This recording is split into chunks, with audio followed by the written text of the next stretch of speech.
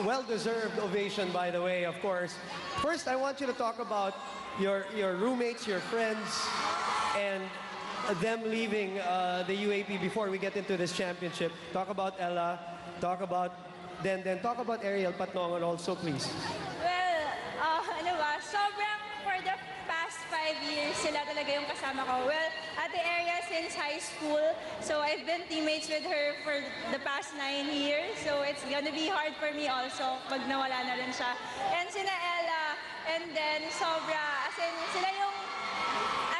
si Kiwi, lahat kami magkakabatch talaga yung sobrang best friends, masasabi mo na kilala na namin yung isa't isa. And now, I mean, I'm really happy for them kasi they're taking a new path. I know naman na kaya nila yung mga challenges na yon, and we're just here for them. And they graduate with 2 championships. Yeah. Not bad, not bad. Okay, Ali, have you been part of anything as special as this 16-0, a championship, an MVP? I mean, you've been playing volleyball. Ang tagal-tagal mo nang naglalaro ng volleyball. But have you been part of something as special as this?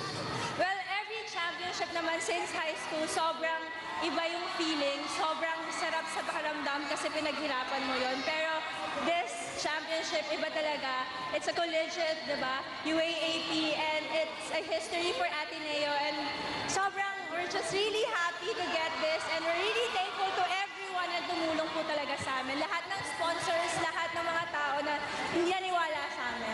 One last quick question. Last year obviously was the first, hindi mo kakalimutan yon sa college. What separates this one? Na defending champion kayo, wala kayong talo, pero how special is this? Different also from the first?